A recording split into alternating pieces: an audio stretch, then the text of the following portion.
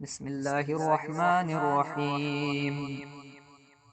عن جابر بن عبد الله الأنصاري عن فاطمة الزهراء عليها السلام بنت رسول الله صلى الله عليه وآله قال: سمعت فاطمة أنها قالت: دخل علي أبي رسول الله في بعض الأيام فقال: السلام عليك يا فاطمة. فقلت: عليك السلام. قال: إني أجد في بدني ضعفا. فقلت له: أعيذك بالله يا أبتاه من الضعف. فقال: يا فاطمة، ائتيني بالكساء اليماني فغطيني به. فأتيته بالكساء اليماني فغطيته به وسرت أنظر إليه، وإذا وجهه يتلألأ كأنه البدر في ليلة تمامه وكماله. فما كانت إلا ساعة، وإذا بولدي الحسن قد أقبل وقال: السلام عليك يا أماه. فقلت: وعليك السلام يا قرة عيني وثمرة فؤادي. فقال: يا أماه، إني أشم عندك رائحة طيبة كأنها رائحة جد رسول الله. فقلت: نعم، إن جدك تحت الكساء. فأقبل الحسن نحو الكساء وقال: السلام عليك يا جداه يا رسول الله، أتأذن لي أن أدخل معك تحت الكساء؟ قال: وعليك السلام يا ولدي ويا صاحب حوضي، قد أذنت لك. فدخل معه تحت الكساء. فما كانت إلا ساعة، وإذا بولدي الحسين قد أقبل وقال: السلام عليك يا أماه. فقلت: وعليك السلام يا ولدي ويا قرة عيني وثمرة فؤادي. فقال لي: يا أماه، إني أشم عندك رائحة طيبة كأنها رائحة جد رسول الله صلى الله عليه وآله وسلم. فقلت: نعم، إن جدك وأخاك تحت الكساء. فدنا الحسين نحو الكساء وقال: السلام عليك يا جده. السلام عليك يا من اختاره الله، أتأذن لي أن أكون معكما تحت الكساء؟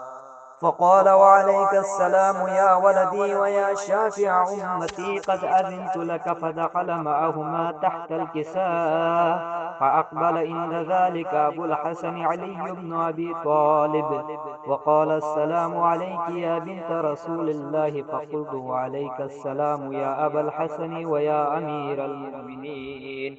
فقال: يا فاطمة، إني أشم عندك رائحة طيبة كأنها رائحة أخي وابن عمي رسول الله.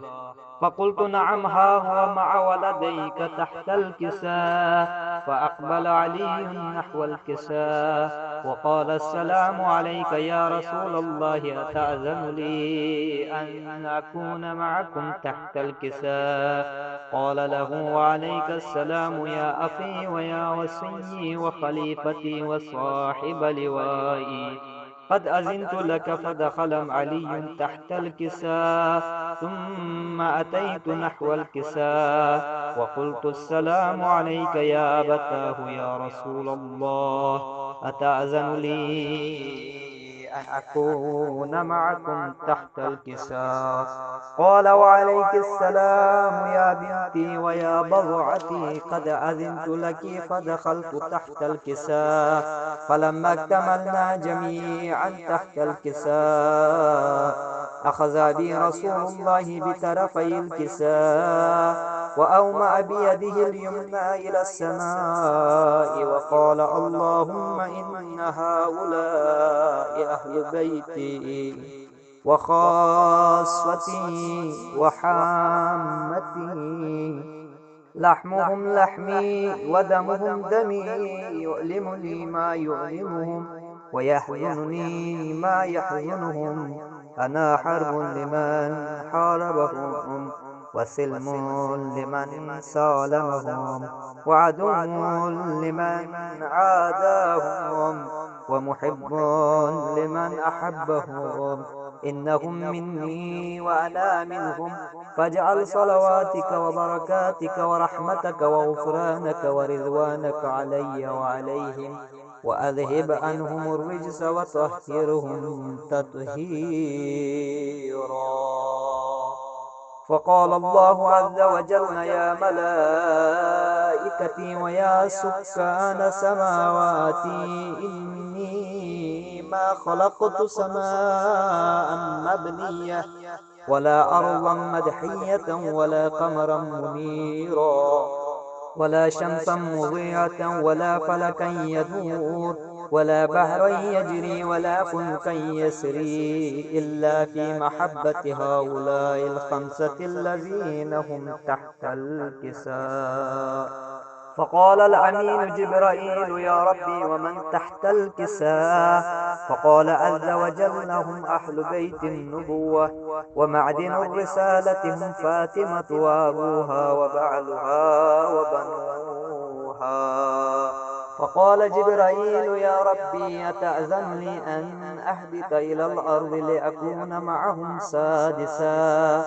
فقال الله: نعم، قد أذنت لك. فهبط الأمين جبرائيل وقال: السلام عليك يا رسول الله العلي الأعلى.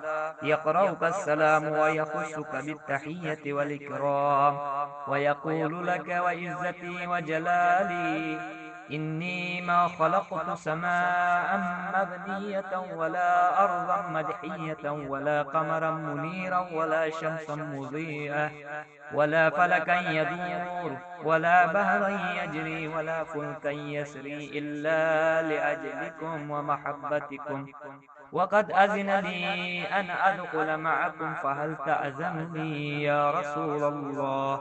فقال رسول الله وعليك السلام: يا أمين وحي الله، إنه نعم قد أذنت لك. فدخل جبرائيل معنا تحت الكساء.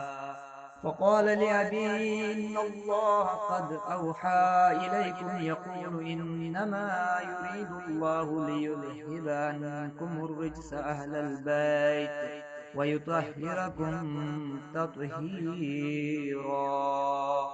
فقال علي لأبي: يا رسول الله أخبرني ما لجلوسنا هذا تحت الكساء من الفضل عند الله. فقال النبي: والذي بعثني بالحق نبيا واصطفاني بالرسالة نجيا، ما ذكر خبرنا هذا في محفل من محافل أهل الأرض وفيه جمع من شيعتنا ومحبينا إلا ونزلت عليهم الرحمة وخفت بهم الملائكة واستغفر لهم إلى أن يتفرقوا. فقال علي: إذا والله فزنا وفاز شيعتنا ورب الكعبة.